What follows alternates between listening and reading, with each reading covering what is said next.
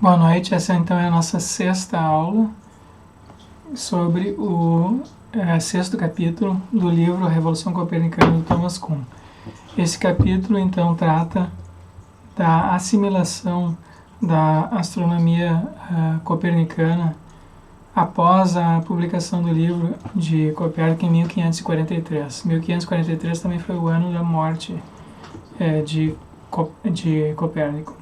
Então, a gente viu no capítulo anterior, no capítulo 5, que o livro de Copérnico iniciou a revolução, chamada Revolução Copernicana, mas ele tinha ainda muitos aspectos conservadores, em particular no que diz respeito ao uso extensivo que ele fez de conceitos da cosmologia e da física aristotélica, o uso de técnicas da astronomia ptolomaica, como excêntricos e epiciclos, e a gente viu que esses fatores tornavam o sistema original de Copérnico quase tão complexo quanto o sistema de Ptolomeu.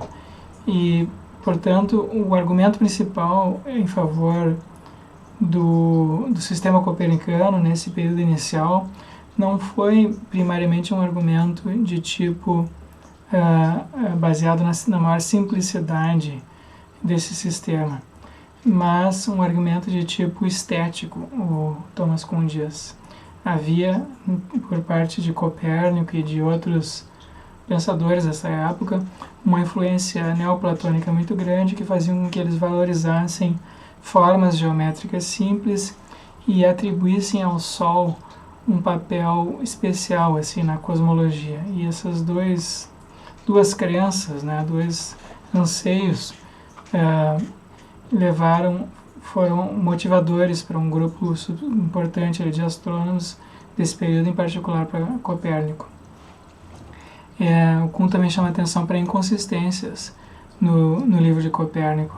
Inconsistências em particular no que diz respeito aos movimentos dos planetas. Copérnico não tinha uma boa explicação para os movimentos dos planetas. Por que os planetas continuam se movimentando nas órbitas de maneira constante? Por que eles não caem para um ponto comum? Ou se a gente joga um objeto para cima, por que ele continua? Se há uma espécie assim de unificação das físicas sublunar e supralunar, que física seria essa? Isso aí não foi apresentado por Copérnico. Isso aí, na verdade, só foi apresentado bem mais tarde por Newton. Então, a Revolução Copernicana, do modo como Kuhn descreve, começa com Copérnico, que tem ainda um pé na cosmologia e na astronomia medieval, e só vai ser completada com Newton, 150 anos depois. Então, uma coisa importante que começa a aparecer aqui, que começou a aparecer no capítulo passado, aparece de novo aqui nesse capítulo do Kuhn e depois vai ser retomado nas obras posteriores dele, em particular nos estudos de revoluções científicas, é que nesses períodos de revolução, os cientistas, as comunidades científicas, não argumentam em favor de um modelo ou outro de ciência, porque importante é isso, não se trata aqui de escolher uma teoria dentro de um modelo geral, mas de mudar o modelo geral dentro do qual as teorias são elaboradas. E isso que aconteceu na Revolução Copernicana. A gente teve uma sucessão de teorias no período ptolomaico, e agora começa com Copérnico uma sucessão de teorias usando esse modelo heliocêntrico, que tem o Sol no centro. Então, nesses períodos em que há essa troca de modelos científicos ou de paradigmas, que ele vai dizer mais tarde, são períodos em que os cientistas usualmente, em que os valores científicos são tão ou mais importantes quanto as observações e as inferências lógicas, tá? Então aqui tem uma lista de valores científicos que são geralmente usados para se argumentar em favor de um ou outro modelo, de uma outra teoria. O conservadorismo é uma delas, Então os ptolomaicos usaram esse valor, quer dizer, a gente não deve alterar uma teoria científica ou trocar um modelo sem necessidade. A simplicidade é um outro valor, né? Se a gente tem duas teorias que são igualmente explicativas, a gente deve preferir a mais simples. A coerência interna da teoria e a coerência externa, quer dizer, essa coerência com outras teorias, com teorias de áreas vizinhas, como aqui a gente viu no caso da astronomia aristotélica com a cosmologia, e agora a gente vai ver aqui com Newton a coerência com a física newtoniana, né, da teoria copernicana, ou do modelo copernicano. A precisão preditiva também pode ser um valor, né, é um valor, nas ciências contemporâneas quase todas, mas mais em algumas disciplinas do que em outras. E a fecundidade é um valor importante aqui, porque para que um modelo novo se apresente para a comunidade científica como valendo a pena, quer dizer assim, a gente tem agora uma situação, nessa fase inicial aqui, da Revolução Copernicana, na segunda metade do século XVI, quer dizer, depois de 1543, a gente tem uma situação em que não há vantagens assim claras no sistema copernicano no que diz respeito à simplicidade ou à precisão preditiva. Também há incoerências no sistema copernicano. E então, o que poderia ter sido um valor aqui? Bom, o Kuhn menciona os valores estéticos, né? Havia por parte desses astrônomos desse período uma valorização da simplicidade matemática, né? Das formas matemáticas, que é o que aparece aqui nesse desenho do Copérnico, que está copiado na capa do livro do Kuhn. Então havia esse modelo esse básico, assim, que é aparentemente simples, mas depois quando a gente vai ver os detalhes da teoria copernicana, tem complicações aí que não aparecem nesse desenho. Então a simplicidade sim e não. Mas há um outro fator que é importante nessa revolução copernicana, que é a fecundidade, quer dizer, o modelo de Copérnico se apresentou como útil para explicar problemas que foram aparecendo dali em diante, tá? Então, as novas soluções, os novos problemas e as novas soluções que foram sendo apresentadas pelos astrônomos desse período, elas podiam ser todas incorporadas, e algumas eram até previstas, né, pelo modelo copernicano. Então, não adianta tu apresentar uma ideia nova, esse aqui é o que eu estou dizendo, não adianta tu apresentar uma ideia nova, um modelo novo, se tu não consegue fazer muita coisa com isso. Se esse modelo não serve para resolver novos problemas, certo? Então, tu pode ter uma ideia genial, mas se os cientistas não conseguem trabalhar com aquilo para resolver novos problemas que se apresentam para eles, esse modelo novo, embora possa ser correto, verdadeiro, enfim, preciso, ele é infecundo. Então, não motiva a comunidade científica a aderir a ele. Então, a fecundidade foi um elemento importante nesse período inicial da astronomia copernicana. O capítulo 6 do livro está dividido em duas partes, que tem duas sessões, mas a primeira sessão ocupa a maior parte dele. A primeira sessão trata da recepção da obra de Copérnico, que aí tem uma apresentação inicial e depois fala de 3 astrônomos importantes dessa época, Tycho Brahe, Kepler e Galileu, e aí termina com uma sessão bem curta falando do declínio da astronomia ptolomaica. Aqui então a gente tem uma publicação, a publicação original do livro de Copérnico, em 1943. Então, quais são as características desse livro, né? Como é que esse livro foi recebido pelos astrônomos e pela comunidade científica mais geral desse período? Em primeiro lugar, é um livro técnico. Então, um livro que é inacessível para quem não é treinado em astronomia matemática. Então, isso limitou muito o número de leitores iniciais desse livro. Isso foi uma vantagem, né, para o Copérnico, porque evitou inicialmente, ao menos, aquelas polêmicas culturais que aconteceram depois no século XVII. Em segundo lugar, o fato dele ser um livro técnico deu respeitabilidade ao livro. Ele se apresentou como uma alternativa à altura das tecnicalidades de Ptolomeu. Quer dizer, ele não deixava nada a desejar no que diz respeito ao cálculo das órbitas dos planetas, a solução que ele estava apresentando para o problema dos planetas quando comparado ao sistema ptolomaico. Embora o sistema ptolomaico contivesse falhas preditivas, aliás, o de Copérnico tivesse falhas preditivas, o de Ptolomeu também tinha falhas preditivas, então os dois se equiparavam nesse sentido. Em segundo lugar, a recepção inicial dos autores de Copérnico nesse período foi uma recepção fria. Então, muitas pessoas leram o livro de Copérnico como uma espécie de solução meramente técnica. Quer dizer, um cálculo para prever a posição dos planetas que não necessariamente descrevia ou não descrevia, não precisava ser visto como descrevendo efetivamente a órbita dos planetas. Era simplesmente um cálculo para descrever, para permitir, facilitar, ou supostamente facilitar, um cálculo alternativo para prever a posição dos planetas. Inclusive tem um prefácio, como menciona, um prefácio que foi incluído na publicação original. Esse prefácio não foi autorizado pelo próprio Copérnico, mas foi incluído mesmo assim. E nesse prefácio, um religioso protestante, luterano, escreve que o livro de Copérnico deveria ser lido, não como descrevendo como o universo de fato mas como um cálculo. É como se. A gente pode usar o livro como se o universo fosse assim, igual a gente sabe que não é assim. Esse prefácio de Osiander diz.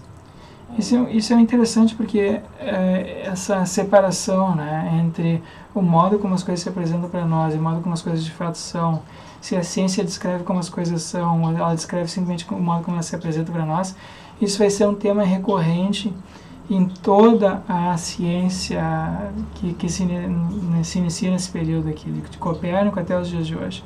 E também é um tema recorrente da filosofia, a gente vai ver, né? A boa parte dos filósofos modernos e também contemporâneos se ocuparam dessa questão e muitos sustentaram que a gente não tem acesso ao modo como as coisas de fato são. O máximo que nós podemos fazer é conhecer o modo como as coisas se apresentam para nós, né? Por fim, há um terceiro aspecto aqui, um terceiro fato importante desse período. Erasmus Reinhold elaborou tabelas, as tabelas protéricas aqui, como menciona, que eram tabelas, né, listas com posições dos planetas, né, posições e previsões de eclipses, posição dos planetas, enfim, que os astrônomos então consultavam, que os estudantes de astronomia estudavam. E essas tabelas então foram feitas usando o modelo copernicano. E essas tabelas eram tecnicamente superiores às tabelas que até então vinham sendo usadas no ensino de astronomia, que eram tabelas mais antigas, do século XIII. Então essas tabelas atualizadas usavam o cálculo de Copérnico, foram calculadas usando o modelo copernicano. Então isso chamou a atenção para o sistema copernicano, embora ele não fosse adotado nessa época pela maioria dos astrônomos. Bom, no século XVII há o debate a respeito da astronomia, sai do círculo matemático, astronômico e se expande para a sociedade em geral. E aí há uma série de pessoas que se manifestam a respeito disso, e que não são astrônomos, algumas delas não são nem cientistas, e no entanto elas se veem obrigadas, ou enfim, impelidas a rejeitar o modelo copernicano. Então aqui a gente tem uma citação que o Kuhn incluiu no livro dele, de Jean Bodin, um filósofo político dessa época, e que diz o seguinte, e não era um filósofo conservador, tá? Mas olha o que ele diz a respeito de Copérnico. Ninguém, no seu juízo perfeito, ou tendo um mínimo de conhecimento de física, alguma vez pensará que a Terra, pesada e pouco manobrável devido a seu próprio peso e massa, oscile para cima e para baixo. Ninguém em seu perfeito juízo, quer dizer, está dizendo que isso aqui, que essa ideia de Copérnico é absurda, tá? Que é uma loucura. Aí tem uma sequência de passagens o Kuhn menciona vários religiosos, né, que se posicionaram a respeito desse assunto, entre eles Lutero, então, que teria citado, né, se atribui a Lutero ter dito isso, teria citado uma passagem bíblica que diz o seguinte, do livro de Josué: Disse Josué na presença de Israel: Sol, detente em Gabom, e tu, lua, no vale de Ayalon. E o sol se deteve, e a lua ficou imóvel, até que o povo se vingou de seus inimigos. Então, o que o Lutero está dizendo aqui? Bom, se o sol se deteve, então é porque ele está se movendo, certo? Não é possível... Josué não teria dito, não teria ordenado para que o sol se detivesse, se o sol já estivesse parado, como o Copérnico supõe. Então isso aqui seria uma evidência bíblica, né? Uma evidência textual da Bíblia de que o sol se move. Depois tem uma passagem do livro de Eclesiastes, também foi usada pelos religiosos luteranos dessa época. A passagem do livro do capítulo 1 do Eclesiastes. Eu escrevi errado ali, não lembro. Eclesiastes.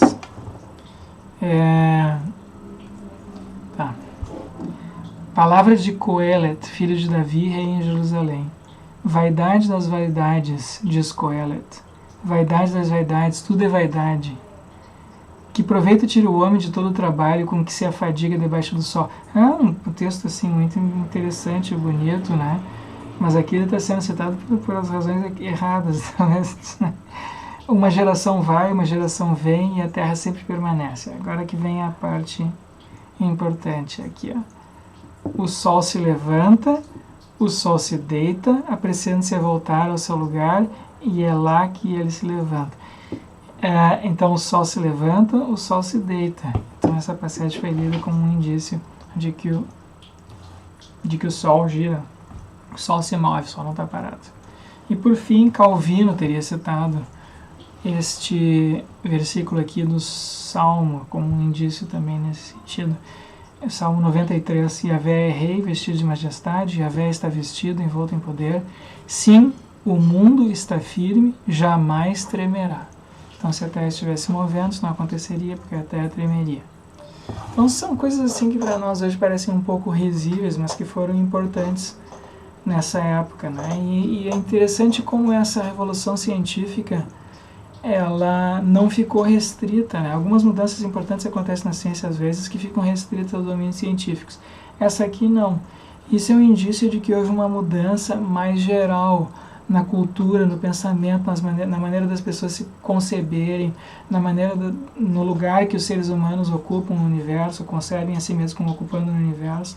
Tudo isso, quer dizer, essa revolução que se inicia aqui com Copérnico teve implicações para a cultura ocidental em geral, né? Foi uma mudança no pensamento, uma mudança na concepção de ser humano, da natureza humana, e em parte essas reações, algumas até bastante agressivas que aconteceram por parte de leigos, mostram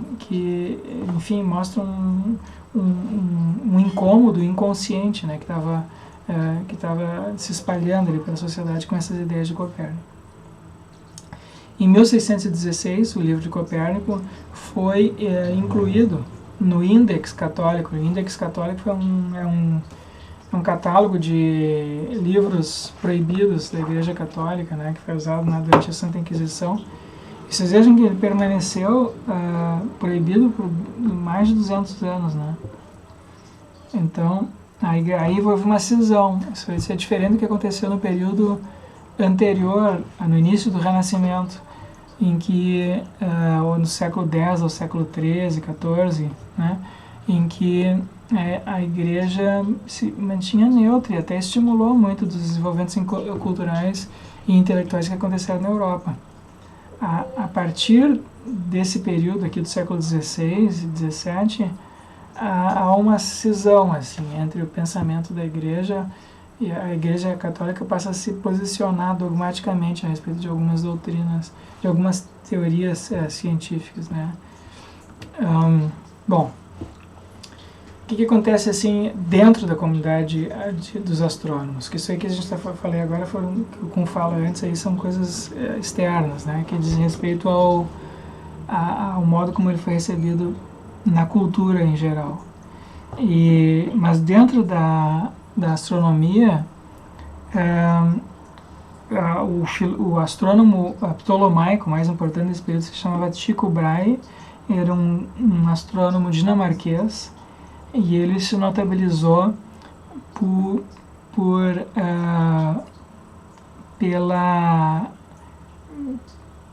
pela qualidade das observações que ele fez das estrelas, dos planetas.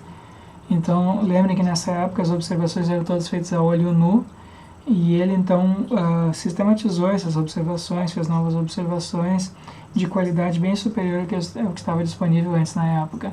Ele também criou alguns instrumentos de observação a olho nu, né, e criou também um sistema próprio dele, diferente do de Ptolomeu.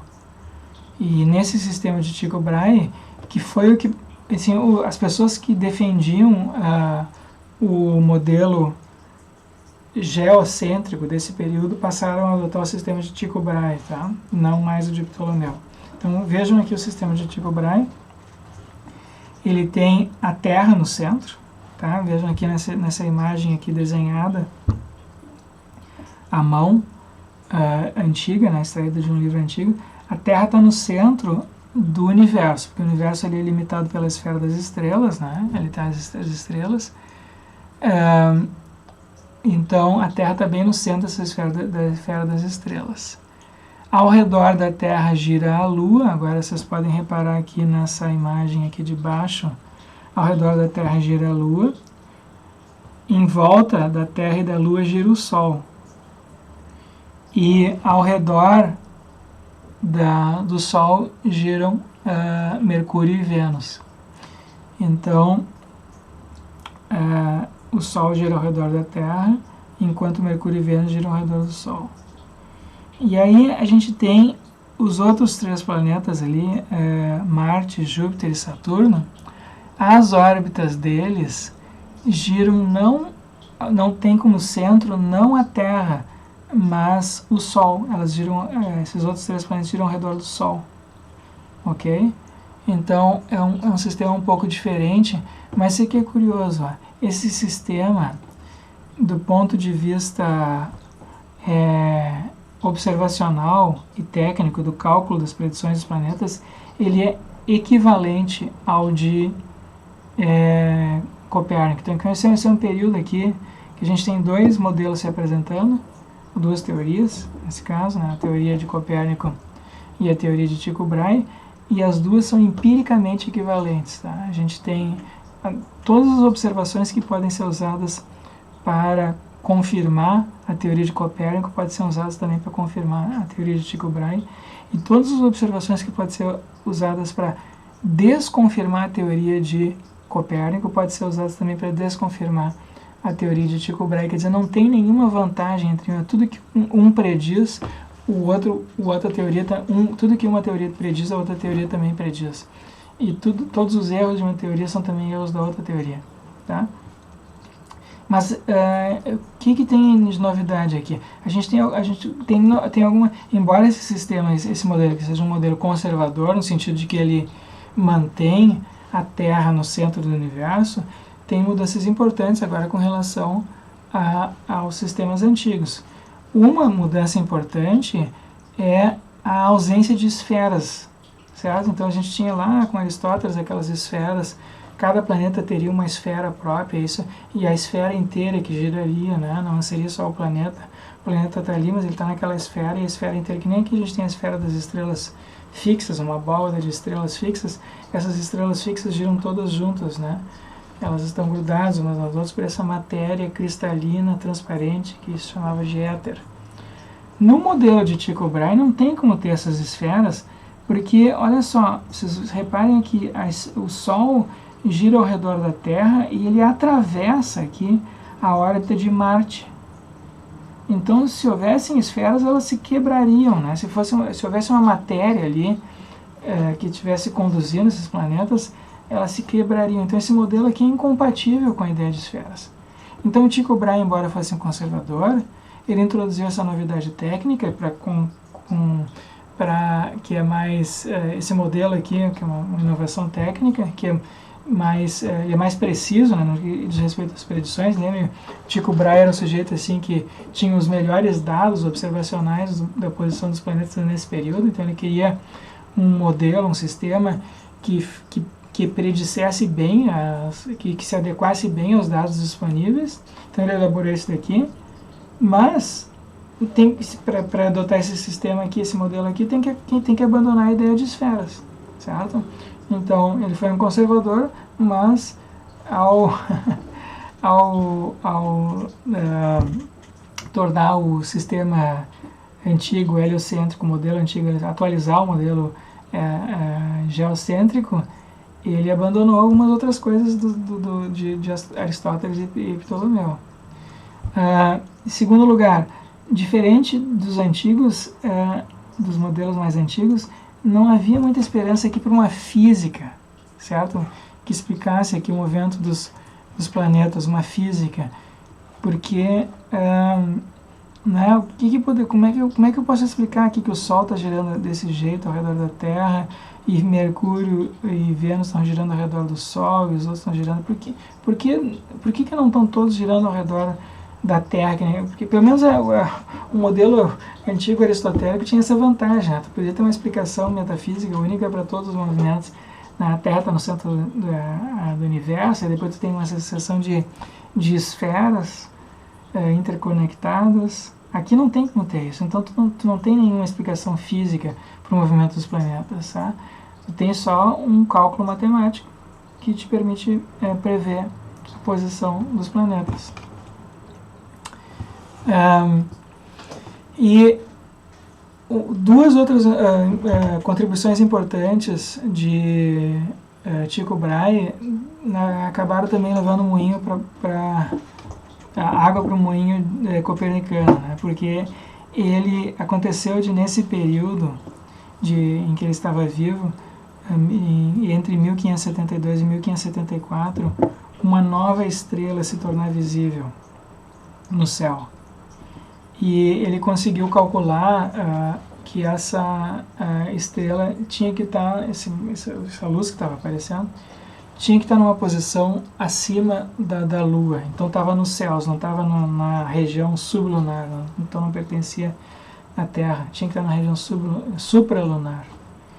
E só que a região supralunar, para Ptolomeu e para Aristóteles, né, para os antigos, para medievais e antigos em geral, era uma região em que não aconteciam mudanças, era uma região imutável, né?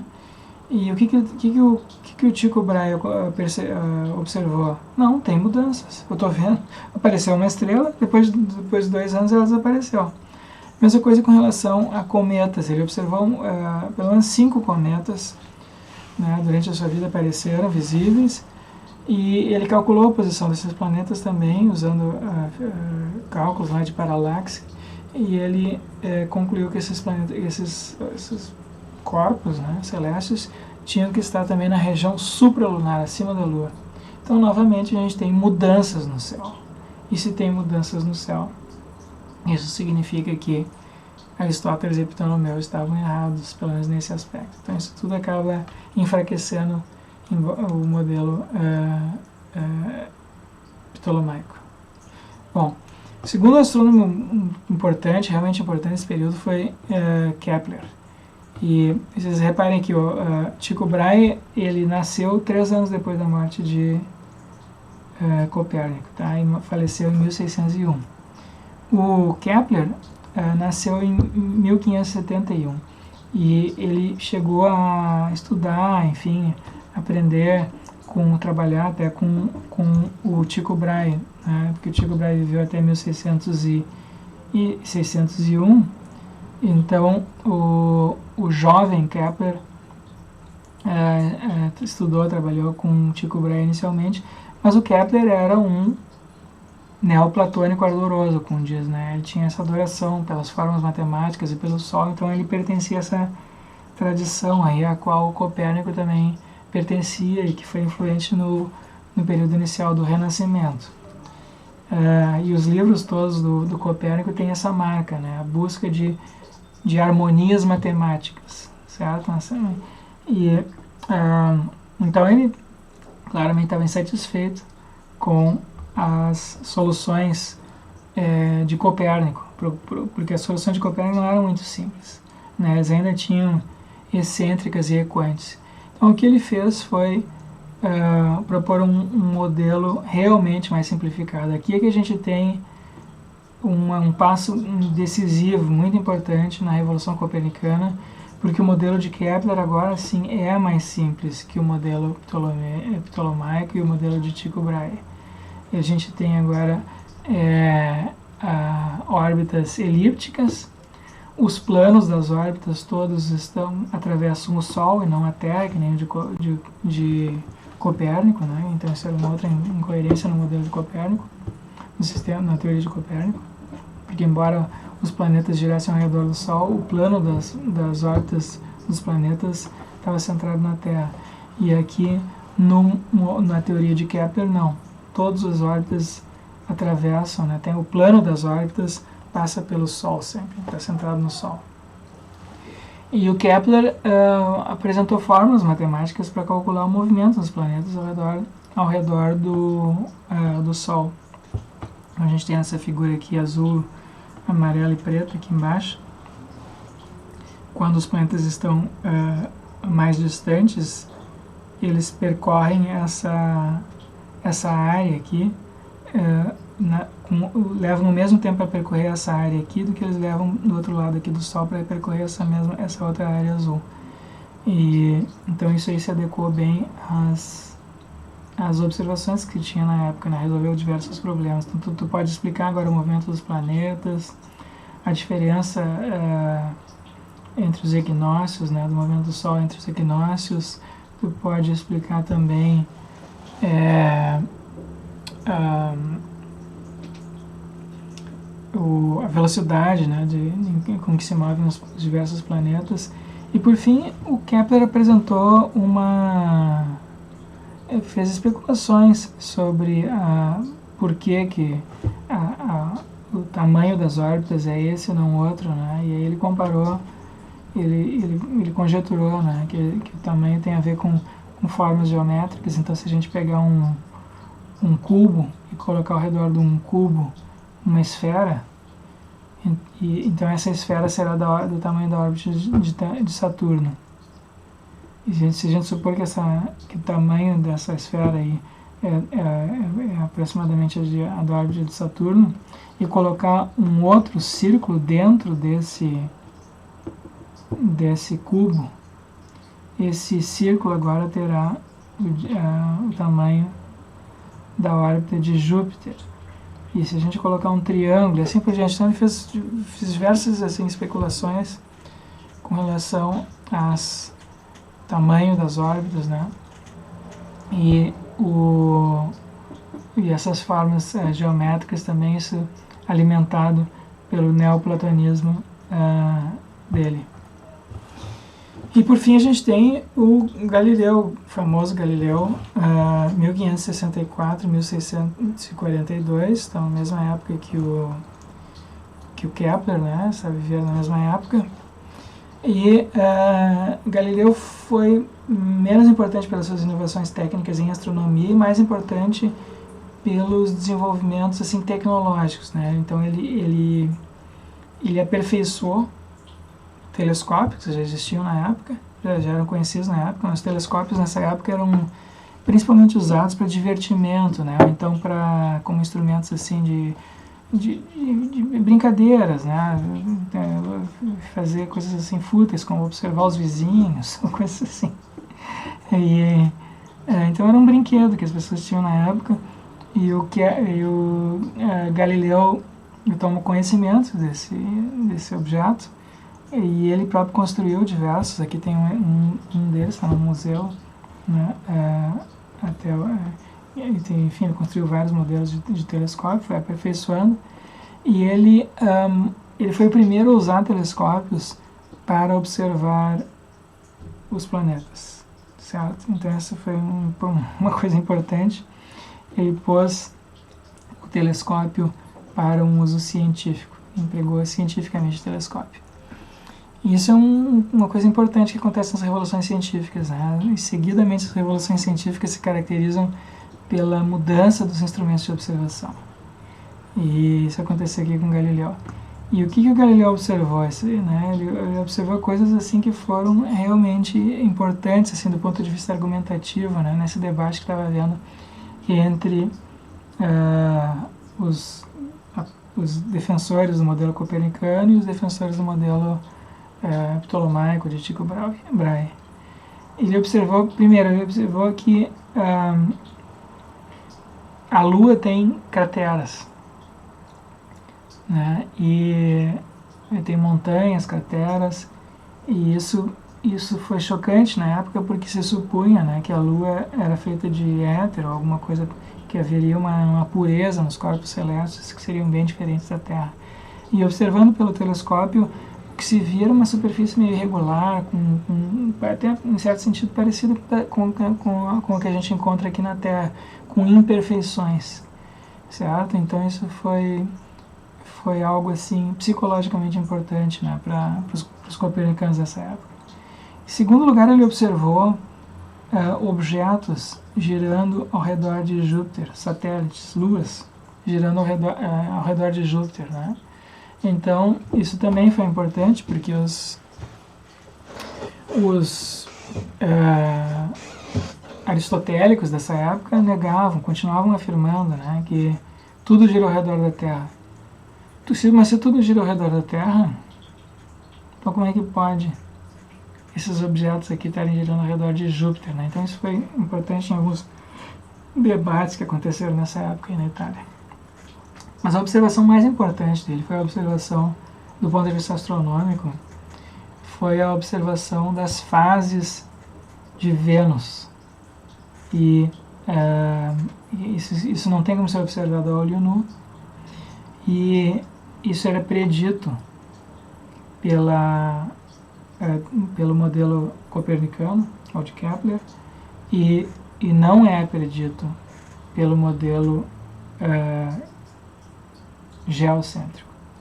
Então essa observação aqui realmente é um indício muito claro, assim, bem importante da correção do modelo copernicano, tá? Do modelo heliocêntrico. Claro que isso aí nenhuma dessas observações por si só resolve a questão, porque tu pode interpretar elas, tu pode acrescentar novas hipóteses. Então, em princípio, os ptolomaicos podiam, né, explicar isso daí. Mas o importante é que o modelo copernicano já previa isso antes de ser observado, certo? E estava certo. Bom, e o que aconteceu então depois de Galileu, depois de Kepler? As questões matemáticas continuaram, questões matemáticas, técnicas de astronomia continuaram ainda por ser resolvidas, né? Em particular, ninguém tinha nessa época, nenhum modelo nessa época era compatível com tinha uma física que o apoiasse, certo? Não havia essa separação nesse período aqui da Revolução Científica entre a astronomia e a física. Ninguém sabia por que os planetas se moviam do jeito que se moviam, o que causava o movimento dos planetas. Isso só foi ser obtido bem mais tarde com Newton. Então essas questões matemáticas de cálculo, né, como é que a gente prevê, continuaram sendo importantes para a comunidade científica. Mas as questões, sobretudo a partir de Galileu, se alastraram, porque agora elas não podiam ser tratadas apenas como uma questão matemática de cálculo. Elas tinham que ser tratadas também como uma questão física, porque afinal de contas a gente está observando fisicamente que as coisas são desse jeito, né? Isso que o Galileu fez com o uso de telescópios. Nós estamos observando irregularidades na Lua, nós estamos observando luas ao redor de Júpiter, nós estamos observando fases de Vênus. Então a gente precisa tratar dessa questão da descrição do universo em termos físicos também, não em termos apenas matemáticos. Não podemos mais tratar o o modelo copernicano como um mero como se as coisas, vamos usar isso aqui como um instrumento de cálculo de fenômenos, sem se importar sobre a questão física. Não, a questão física agora está efetivamente colocada. Será que o universo é assim de fato? Então, há um progressivo alargamento, né, dessa questão. Começa com uma questão matemática, técnica, de como resolver o problema dos planetas. E ela gradualmente vai se expandindo, afeta diversos aspectos assim, da cultura, da religião da época, mas sobretudo agora a física. E é sobre isso que trata o último capítulo do livro do Kuhn.